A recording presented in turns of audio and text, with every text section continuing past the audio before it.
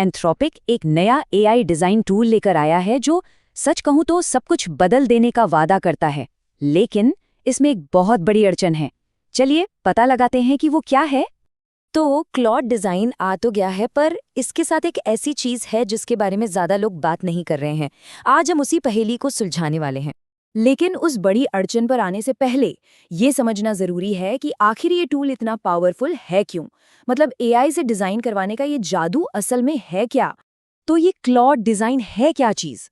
बस ऐसे समझिए कि आप एआई को अपने आइडियाज बताते हैं और बूम, वो उन्हें दिखने में शानदार ऐप स्क्रीन्स और यहाँ तक कि काम करने वाले कोड में बदल देता है। यही है क्लॉड डिजाइन की असली पावर। पर सवाल ये है कि ये होता कैसे है। मतलब एक सिंपल से आइडिया को एक पूरी तरह से डिजाइन की हुई ऐप स्क्रीन में बदलना कैसे? चलिए देखते हैं। चलो एक एग्जाम्पल से समझते हैं। मान लीजिए हम एआई से कहते हैं एक नए मोबाइल ऐप के लिए एक फ्रेंडली और मॉडर्न ऑनबोर्डिंग फ्लो बनाओ, और हम उसे ये भी बताते हैं कि हमें एक वेलकम पेज और एक फीचर टूर जैसी कुछ खास स्क्रीन्स चाहिए। और इसका रिजल्ट वो तो कमाल का है। मतलब सेकंड्स के अंदर एक high quality ready to use UI mockup आपके सामने होता है। जिस स्पीड से ये काम करता है ना, वो सच में हैरान करने वाला है। अच्छा, तो अब वक्त आ गया है उस बड़ी अड़चन का पर्दा फाश करने का। और ये सब आकर रुकता है एक चीज पर, टोकन्स। यही है असली प्रॉब्लम। आप जब भी कोई कमांड देते हैं, चाहे वो पहला प्रॉम्प्ट हो या फिर एक छोटा सा नन्ना सा बदलाव, ये बहुत सारे टोकन्स खा जाता है। ये टोकन्स एआई के लिए डेटा यूनिट्स की तरह हैं और इनकी कॉस्ट बहुत तेजी से बढ़ सकती है। हम कितने टोकन्स की बात कर रहे हैं, अंदाजा लगाइए। एक यूआई डिजाइन बनाने में 10,000 से भी ज्यादा टोकन्स लग सकते हैं। हाँ, 10,000 प्लस। ये किसी नॉर्मल टेक्स्ट सवाल से कहीं ज्यादा है। इसको ऐसे समझिए जैसे आप एआई से कोई छोटा मोटा सवाल पूछते हैं तो कुछ टोकन्स लगते हैं, लेकिन जब आप एक पूरा का पूरा यूआई बनाने को कहते हैं, भाई साहब, टोकन का मीटर तो आसमान छू जाता है। ये बिल्कुल अलग लेवल का रिसोर्स यूज है। तो इसका मतलब क्या हुआ? क्या इसे यूज ही ना करें? नहीं, बिल्कुल नहीं। बस हमें थोड़ा स्मार्ट होना पड़ेगा। तो ये रही वो 4 प्रो टिप्स जिनसे आप बिना जेब खाली किए डिजाइन कर सकते हैं। ये 4 रणनीतियां आपके गाइड की तरह हैं। अपने प्रॉम्प्ट को डिटेल से भर दो, मूड और स्टाइल बताने वाले शब्द इस्तेमाल करो, शुरू में ही कई ऑप्शंस मांग लो और सारे बदलावों को एक साथ ग्रुप कर दो।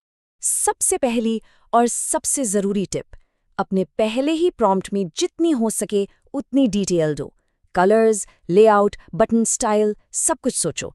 अब जितना ज्यादा पहले बताएंगे उतना ही अच्छा पहला रिजल्ट मिलेगा और बाद में महंगे बदलावों की जरूरत कम पड़ेगी। टिप नंबर 2, मूड वाली भाषा का इस्तेमाल करें। एआई को बताएं कि आपको कुछ क्लीन, फ्यूचरिस्टिक या प्लेफुल चाहिए। ये शब्द एआई को सही दिशा दिखाते हैं, जिससे आपका काफी टाइम और टोकन्स बचते हैं। तीसरी टिप, अगर कंफ्यूजन है कि क्या चाहिए तो एक एक करके छोटे छोटे बदलाव मत करवाइए।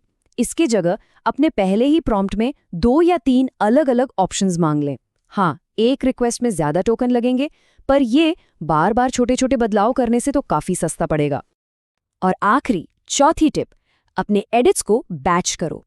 मतलब अपने सभी छोटे छोटे बदलावों को, जैसे कलर बदलना, टेक्स्ट एडजस्ट करना, इकट्ठा करो और उन्हें एक ही बड़े रिक्वेस्ट में सबमिट कर दो। ये वैसा ही है जैसे आप 10 बार मार्केट जाने के बजाय एक ही बार में सारी शॉपिंग कर लें। ज्यादा एफिशिएंट है।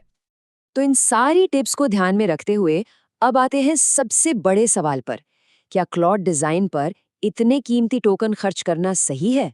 चलिए इसे अच्छे से समझते हैं। इसके फायदे क्या हैं और नुकसान क्या है? अच्छा, तो फायदों की बात करें तो इसकी स्पीड जबरदस्त है प्रोटोटाइपिंग के लिए, और ये आपको बहुत ही हाई क्वालिटी मॉडर्न डिजाइन देता है।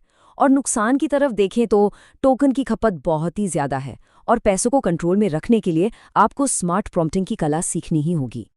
तो फाइनल वर्डिक्ट क्या है? देखिए, ये तेजी से आइडिया सोचने और बनाने के लिए एक गेम चेंजर है, लेकिन कॉस्ट को मैनेज करने के लिए एक स्ट्रैटेजी चाहिए। अगर इसका इस्तेमाल समझदारी से किया जाए तो ये एक अविश्वसनीय रूप से पावरफुल टूल साबित हो सकता है। और हाँ, अगर आपको क्लॉड डिजाइन जैसे एआई टूल्स की दुनिया में क्या नया हो रहा है ये सब जानना है तो @innovate.tgpchk को फॉलो करना मत भूलना। चलिए